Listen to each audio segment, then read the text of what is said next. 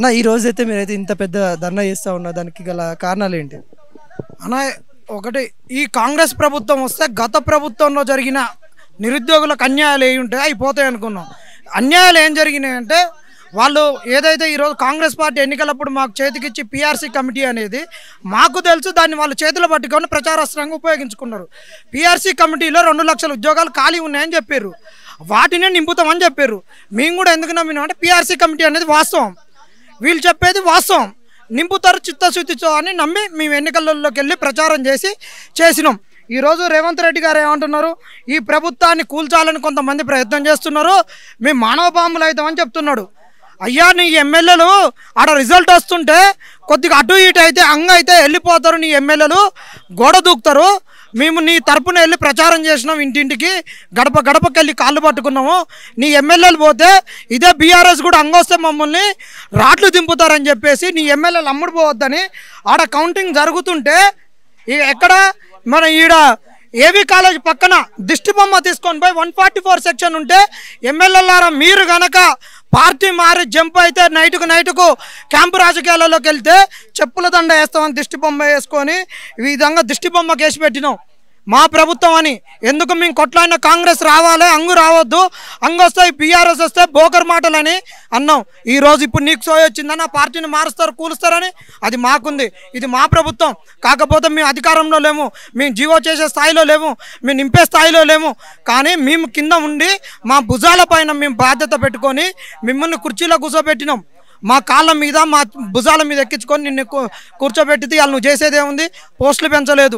అదే ఇప్పుడు 2 లక్షల ఉద్యోగాలు ఎడిపోయినాయి, పిఆర్సీ కమిటీ రిపోర్ట్ ఎడిపోయింది. చెప్పు, నీకు ఏదవుతూ పిఆర్సీ కమిటీ ఎడిపోయింది, ఇప్పుడు ఎందుకు అడుగుతున్నావు? 2 లక్షల ఉద్యోగాలు ఎడిపోయినాయి, నువ్వు ఇప్పుడు నింపలేనోనివి, ఈ 2000 3000 చేయలేనోనివి, కూట్ల రాయి తీయలేనోనివి, ఎట్ల రాయి ఎట్లా తీస్తావు? ఇలా 2-3 వేల ఉద్యోగాలు పెంచలేనని 2 లక్షలు ఎట్లా పెంచుతావు? నువ్వు ఇచ్చిన డేట్స్ ప్రకారం నవంబర్ వరకు ఉన్నాయి, ఆ నవంబర్ వరకు ఉన్న ఎగ్జామ్స్ పెడితే నీకు 2 లక్షలు ఏ విధంగా అవుతాయి? నువ్వు 2 లక్షలు అయ్యని చెప్పు, ఫస్ట్ చెప్తే క్లియర్గా ఉంటే మోసపోయినావు, మళ్ళొక్కసారి మోసపోయినావు, నిలువు దోపిడికి గురి అయినావు అని చెప్పేసి విద్యార్థులు ఇళ్లలోకి వెళ్ళిపోతారు. చాలా ఇబ్బందులతో ఉన్నారు. ఇప్పుడు ఎండాకాలం వస్తుంది, పోయినసారి ఎండాకాలంలో ఫంక్షన్లలో పని చేయలేక ఏది చేయలేక పేపర్ లీక్ అయినాక ఇంటికి పోయారు. ఇది కూడా అదే పరిస్థితి. ఇప్పుడు కనుక నువ్వు క్లియర్గా చెప్తే వెళ్ళిపోతారు అందరు విద్యార్థులు. ఏదో ఒకటి చెప్పు, మోసం చేయకు, క్లియర్గా చెప్పు, ఇవాళ రేపో ఎన్ని పెంచుతావు అని చెప్పు. ఒకటే ఎజెండా, నువ్వు డిఎస్సి అన్నావు, డిఎస్సీలు 25,000 అన్నావు, 26,000 అన్నావు, మరి 26,000 ఎడిపోయినాయి అది చెప్పు. తర్వాత ఎస్సీ ఎస్టీ బ్యాక్లాగ్లు అన్నావు. మేము ఒకటే నమ్మినాం, ప్రియాంక గాంధీ మీద రాహుల్ గాంధీ మీద నమ్మకము. ప్రధానంగా రాహుల్ గాంధీని ఇక్కడ తీసుకొచ్చినాకనే సినిమా మొత్తం రాత్రికి రాత్రి చేంజ్ అయింది. ప్రియాంక గాంధీతో యూత్ డిక్లరేషన్ చేయించినప్పుడే ఒకటే అంటున్నారు, నిన్న కూడా అన్నావు శ్రీధర్ బాబు, మీ ఏమన్నావు, మాట తప్పని మడమ తిప్పని ప్రభుత్వం కాంగ్రెస్ అన్నావు. మరి నిరుద్యోగుల్ని నువ్వేం చేసినావు? ఇది మాట తప్పినావా, మడమ తిప్పలేదో చెప్పు, నువ్వన్న మాటే చెప్పు, ఏం చేసినావు చెప్పు. 2 లక్షల ఉద్యోగాలు ఎడిపోయినాయి చెప్పు. నువ్వే అన్నావుగా 46. శ్రీధర్ బాబు, ఇదే శ్రీధర్ బాబు ఇక్కడ ఆర్టీసీ క్రాస్ రోడ్డుకు పై మంత్రాకు వచ్చి ఆయన చర్చించిండు. ఈరోజు ఎందుకు రావట్లేవు? ఎన్నికలప్పుడు వచ్చి కూర్చున్నవే, 2-3 గంటలు ఫ్యాన్ లేకుండా కూర్చున్నవే, అందరు గుమ్ము కూడితే ఖర్చుపులతో తుడుచుకుంటూ కూర్చున్నవే. మరి ఈరోజు ఎందుకు రావట్లే? 46 జీవోకు నువ్వే చెప్పినావు కదా, నువ్వే డెలిగేషన్ అన్నావు కదా. అసలు నువ్వు ఇంకొకటి బ్రదర్, వీళ్ళు మా మీద నమ్మకం ఉంటే, మాకు చేయాలని చిత్తశుద్ధి ఉంటే వీళ్ళు కోర్టులలో ఏజీలను ఎందుకు పంపిస్తున్నారు? మొన్న సుప్రీంకోర్టులో ఒక స్టే వెకేట్ చేయించడానికి పిల్లలకు డబ్బులు లేకుండా ఉంటే వీళ్ళు 8 మంది అడ్వకేట్లను పెట్టి సాక్షాత్ 20 లక్షలు ఖర్చు పెట్టి సుప్రీంకోర్టులో వెకేట్ చేయించుకొని వచ్చి ఇక్కడ ఉద్యోగాలు ఇప్పించారు. ఒక్క నుంచో స్టేలు వెకేట్ చేపిస్తావు, ఒక్క నుంచి సుప్రీంకోర్టుకు పోతావు, లక్షలు దారపోస్తావు సుప్రీంకోర్టులో, మళ్ళీ నేను నిరుద్యోగ పక్షపాతిని, నిరుద్యోగ ప్రభుత్వం ఉంటాం. ఎట్లా నమ్ముతారు? మొన్న మేమే గ్రూప్ 4 కేసు చేసినాం. 5వ తారీఖు నాడు బెంచ్ మీదకి వచ్చింది, సింగిల్ బెంచ్ మీదకి. ఆ రోజు ఏజీ గారు వచ్చి 2 గంటలు కూర్చున్నారు. నువ్వు నిరుద్యోగులలో నువ్వు తప్పులు చేసినావు, నువ్వు ఏదైతే రైట్ చేసినావో, తప్పులు ఉన్నాయని ఆ రోజు నువ్వు చెప్పినావో, ఆ రోజు పోరాడి ఈరోజు ఆ పోరాటం నుండి వైదొలిగినవో, ఆ పోరాటాన్ని అదే విధంగా కొనసాగిస్తున్నప్పుడు కోర్టులలో నువ్వు ఎందుకు రావట్లేవు? నువ్వు ఎందుకు మా పక్షాన్ని నిలబడట్లేవు? మా పక్షాన్ని నిలబడాల్సిన బదులు నువ్వు ఏజీలను, అసిస్టెంట్ ఏజీని పంపించి ఆయన కింద ఉన్న అడ్వకేట్లను 20-30 మందిని పంపిస్తున్నావు. ఎందుకు పంపిస్తున్నావు చెప్పు, బరాబర్ అడుగుతున్నావు.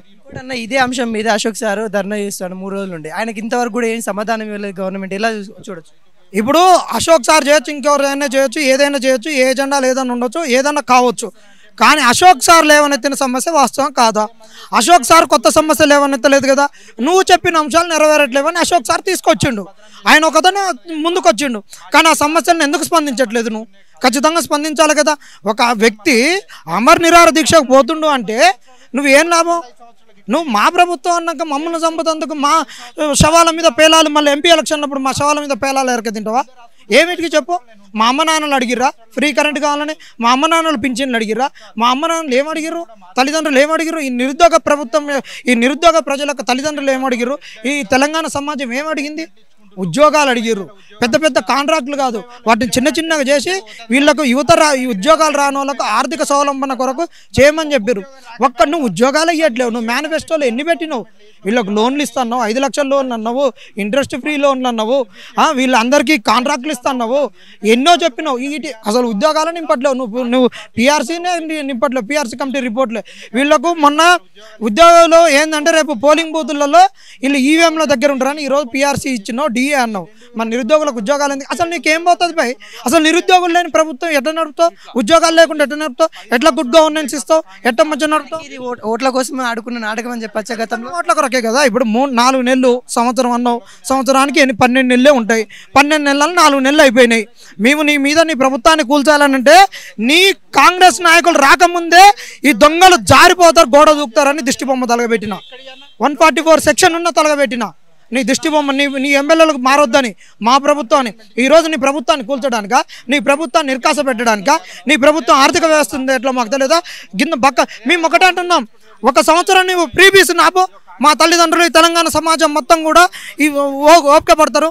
నీకు యువత అనేటటువంటి వాళ్ళు సంపాదించాల్సినటువంటి వాళ్ళను నువ్వు లైబ్రరీలలో నిర్వీర్యం చేస్తూ నీ ఆర్థిక వ్యవస్థ ఏ విధంగా పెరుగుద్ది అనుకుంటున్నావు? ప్రపంచంలో ఏ విధంగా రెసిషన్ ఉంది? దాని గురించి అడ్రస్ చేయరు. చూసుకున్నట్లయితే ఇక్కడ 5 రూపాయల ఫుడ్ తినుకుంటే ఎన్నో జీవితాలు ఇలా మగ్గిపోతాయి. సెంట్రల్ లైబ్రరీలో ఉన్నాం కదా, ఇక్కడ ఎన్నో జీవితాలు మగ్గిపోతా ఉన్నాయి. ఈ జీవితాలకి అర్థాలు వాళ్ళకి తెలుస్తలేవా? ఇగో ఏ నాయకునికి తెలియదు. నిరుద్యోగులు అనేటటువంటి వాళ్ళు చాలా కీలకం. ఇంకో పక్క రాష్ట్రంలో కూడా చూసినాం, చంద్రబాబు పోయడానికి బాయ్ బాయ్ బాబా అని అప్పుడు టిక్ తాకుండా బాయ్ బాయ్ బాబా అని జగన్ తీసుకొచ్చారు. మొన్న కూడా కేసీఆర్ని తిప్పుతందుకు కాంగ్రెస్ వాళ్ళకి ఎవరికి చేతకాలే. కరెక్ట్ ఎగ్జాక్ట్లీ 1 ఇయర్ వెళ్ళి చూసుకోరు. కాంగ్రెస్ వాళ్ళకి ఎంతమంది ఎమ్మెల్యేలు? 6 ఎమ్మెల్యేలు. ఎన్ని కార్పొరేషన్లు ఉన్నారు? ఎంతమంది మున్సిపాలిటీ చైర్మన్లు ఉన్నారు? ఎంతమంది సర్పంచులు ఉన్నారు? ఎంతమంది జడ్పీటీసీలు ఉన్నారు? అసలు లాస్ట్ ఇయర్ కూడా నచ్చిరా మీ వాళ్ళు? ఈరోజు ఎమ్మెల్యేలు అందరూ మేము ఉన్నామని అసెంబ్లీలోకి ఉన్నారే?